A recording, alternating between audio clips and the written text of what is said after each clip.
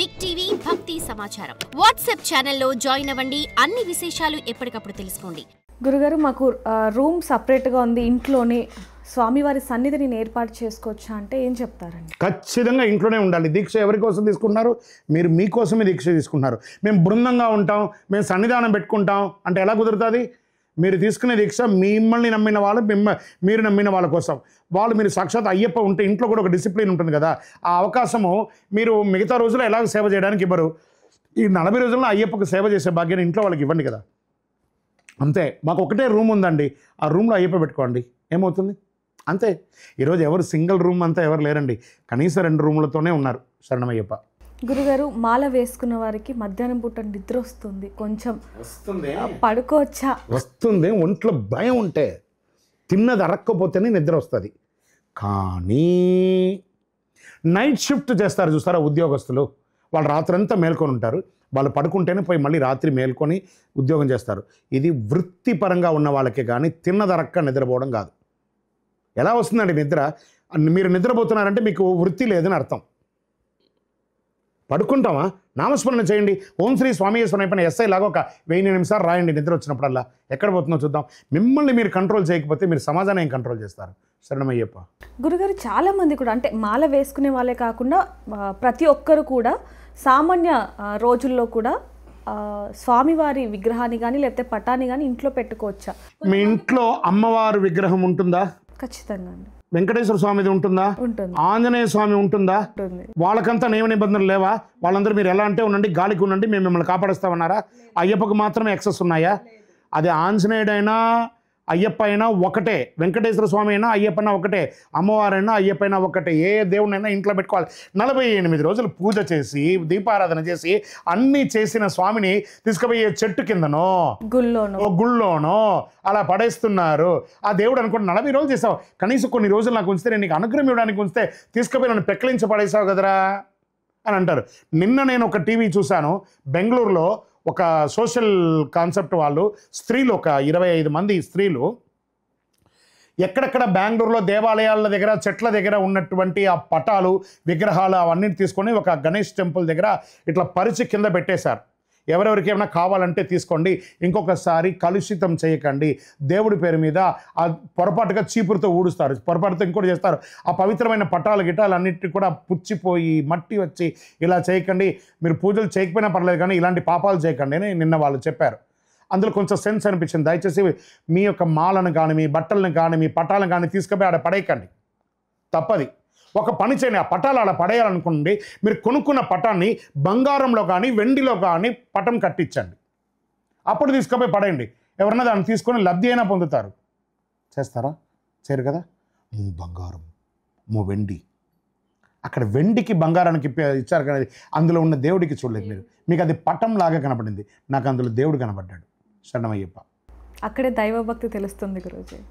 గురుగారు, మొదటిసారి అయ్యప్పమాల వేసిన వాళ్ళు అంటే పూజ చేసేటప్పుడు తడి బట్టలు వేసుకోవాలా, పొడి బట్టలు వేసుకోవాలా? అంటే పొడి బట్టలే వేసుకోవాలండి. ఒక అంగ ప్రదక్షిణానికి తప్ప మిగతా దేనికి కూడా తడి బట్టలు వేసుకోకూడదు. ఈవెన్ చాలామంది ఆడవాళ్ళు కూడా స్నానాలు చేసిన తర్వాత ఆ తడి బట్టలతో ఇలా సిక్కకు ఇట్లా తెల్ల బట్టలు ఇట్లా కట్టేసుకొని వంటలు చేస్తారు, పొయ్యి ముట్టిస్తారు. తడి బట్టలతో చేసే ఒకే ఒక కార్యక్రమం అపరకర్మలు తప్ప వేరే ఏ క్రియలు లేదు. అపరకర్మలు చేసేటప్పుడు తడి బట్ట కట్టుకోవాలి కాబట్టి, అపరకర్మలు కాదు కాబట్టి మనం చేసేది దైవ కార్యక్రమం అంటే పొడి బట్టలతోనే చేయాలి. తలకు కూడా స్త్రీలు ఆ టబల్ వెంటనే ఆరేసేయండి. మరి ఆరదండి అంటే డ్రైయర్ పెట్టుకోండి, ఆరేసుకొని. కష్టం ఉంటుంది, అవును నాకు తెలుసు, కానీ ఆ తడి గుట్టలతో పోయి బట్ట దేవుడిని ఆ పొయ్యి ముట్టిస్తారు కదా, అది అగ్ని అండి. అగ్నిమీలే పురోహితం యజ్ఞస్య దేవరిత్భుజం హోతారం రత్నదాదవం. అగ్నిదేవుణ్ణి తడితో తాకితే ఏమవుతుంది? ఆరిపోతుంది కదా. ఇది సైంటిఫిక్గా తీసుకోకండి, సెంటిమెంట్గా కూడా తీసుకోకండి. చూడండి. శరణమయ్యప్ప. ఇంకొకటి, ఎప్పుడు పడితే అప్పుడు నిద్రలేసి 12 గంటలకు 11 గంటలకు అంత వంటలంతా చేసిన తర్వాత స్నానం చేయడం కాదు. పొయ్యి ముట్టించాలంటే స్నానం చేసిన తర్వాత పొయ్యి ముట్టించాలి. శరణమయ్యప్ప.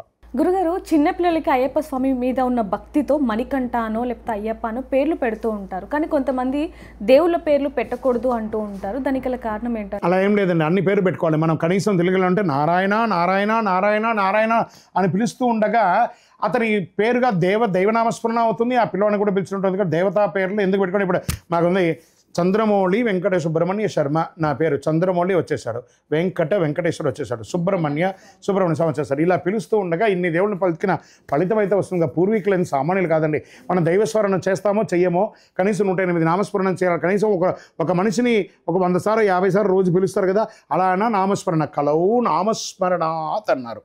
కాబట్టి మనుషులకి ఇంకా కర్క్రి కుర్క్రి టక్రి టుక్రి ఏమేమో పేర్లు పెడుతున్నారు కదా, అలాంటి పెట్టకండి. స్వచ్ఛంగా పలికే ఒక అందమైనటువంటి పేరుని దైవ పేరు పెట్టండి, చాలా బాగుంటుంది. శరణమయ్యప్ప. గురుగారు మాల ధరించిన తర్వాత వారి ఉద్యోగరీత్యా బయటికి వెళ్ళడం లేకపోతే ఇతర రాష్ట్రాలు వెళ్ళటం, ఊర్లకు వెళ్ళటం జరుగుతుంది. ఆ సమయంలో బయట భోజనం భుజించవచ్చా అంటే? లేదండి, బయట భోజనం చేయడానికి లేదండి. ఇప్పుడు మీరు గమనించి చూడండి, ఆసేతు హిమాచలం అయ్యప్ప పూజలు జరుగుతున్నాయి. మీరు ఏ ఊరికి వెళ్తున్నారో మీకు ఆల్రెడీ ఐడియా ఉంటుంది కాబట్టి ముందు గూగుల్లో సెర్చ్ చేసుకోండి. నియర్ బైలో ఏ దేవాలయం ఉందో అక్కడ సెర్చ్ చేసుకోండి. ప్రతి చోట ఏదో ఒక ఆధ్యాత్మికమైనటువంటి దేవాలయం ఉంటుంది. మీరు వెళ్ళారంటే ఆ దేవాలయంలో అర్చకుని అడిగినా కొంత భోజనం పెట్టండి. లేదా ఇంటిలో ఒక చిన్న, ఈరోజు ప్రతి ఒక్కరికి ఈజియెస్ట్ వే ఏమంటే ఇండస్ట్రియల్ స్టవ్.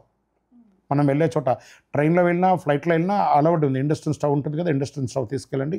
ఒక కుక్కర్ తీసుకెళ్ళండి, పప్పు తీసుకొని మీరు మాకు లాడ్జ్ ఇస్తారని మేము అక్కడే ఉండాలంటే కింద పడుకోండి, చక్కగా మీరే వండుకొని తినండి, తప్పే ఉంది, ఏమవుతుందండి? లేదా ప్రతి ఊర్లోనూ అన్నదానాలు ఉంటాయండి, అక్కడ తినండి. కానీ హోటల్లో తినడము, ఫంక్షన్లో తినడము చేయకండి, తప్పు, రాంగ్. అయితే గురుగారు ఇంకోటి, మనం మొదటి నుంచి కూడా అయ్యప్ప ప్రాముఖ్యత గురించి చాలా చెప్పుకున్నాం. అయితే అయ్యప్పకి సంబంధించి అవతారాలు ఏంటి, దాని ప్రాముఖ్యత, పేర్లు ఒకసారి చెప్పండి గురుగారు. మళ్ళీ ఒకసారి కావాలి మీకు. అయ్యప్ప స్వామి వారి 18 అవతారాలు ఉన్నాయి. ఈ 18 అవతారాలన్నీ కూడాను అయ్యనారప్ప శాస్త, కాళశాస్త, వీరశాస్త, క్షిప్రుశాస్త, భూశాస్త, ఆకాశశాస్త, కళ్యాణవరద శాస్త, లక్ష్మీ శాస్త, యోగశాస్త, కళ్యాణవరద శాస్త, సంతానదాయక గోప్తృశాస్త, అజారూఢ శాస్త, జ్ఞానశాస్త, కిరాత శాస్త, క్షిప్రుశాస్త, విశ్వశాస్త, యోగశాస్త, జీవశాస్త్రగా స్వామివారి అవతారాలన్నీ కూడా ఉన్నాయి. ఈ అవతారాలన్నీ కూడా కేరళ రాష్ట్రంలో అక్కడక్కడ కొన్ని చోట్ల ఉన్నాయి. శబరిమలలో ధర్మశాస్త్రగా ఉన్నారు వారు. ఇంకా తిరుపతిలో బ్రహ్మశ్రీ డాక్టర్ చంద్రమౌళి స్వామి గారు ఈ అన్ని అవతారాలను ఒకటే ప్రాంగణంలో దేవాలయంగా కట్టారు. రైల్వే స్టేషన్ నుండి, బస్టాండ్ నుండి 3 కిలోమీటర్ల దూరంలో, ఓన్లీ 3 కిలోమీటర్స్ దూరంలో జీవలింగేశ్వర స్వామి సన్నిధానం జీవకోణ దగ్గర కపిలి తీర్థానికి దగ్గరలో ఈ దేవాలయం ఉంది. వచ్చి దర్శనం చేసుకోండి. శరణమయ్యప్ప. For more videos like this, subscribe Big TV channel.